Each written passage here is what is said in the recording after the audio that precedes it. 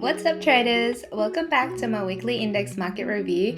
We had another good week in the markets, and I'll be breaking down how these major macro drivers shape price action using ICT concepts.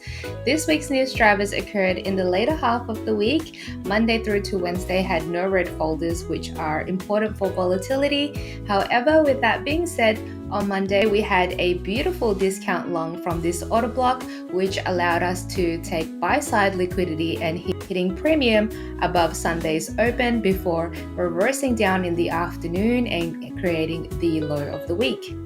On Tuesday, price was a little bit more slow during the morning session. However, nevertheless, we had a beautiful market mega buy model setup, which hit previous day high before retracing down on Wednesday, giving us another entry for the same move, which eventually took out Friday's high.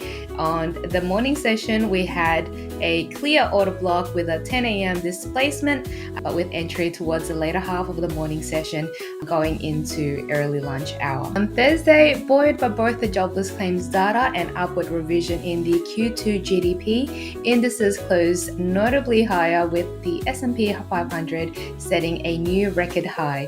And in terms of price action, this positive feel supported a long setup by giving us a bullish SMT inside the internal range before a great run up till the end of day closure. On Friday, core PCE was as expected and the market didn't panic. However, equities pulled back from record high into close, which cleared out liquidity below intraday lows, giving smart money fuel for the next leg. But if next week's jobs data comes in weak, markets may run back toward buy-side liquidity regardless of sticky inflation. And in terms of price action, on Friday, it was a beautiful and heavy sell-off from the internal range, but giving you very little chance to enter before ending the week sitting around 235. And that's it for this week's market review. Thanks for tuning in. Drop a like if you found this useful, and let me know in the comments what setups you're watching for next week. Trade safe, and I'll see you in the next one.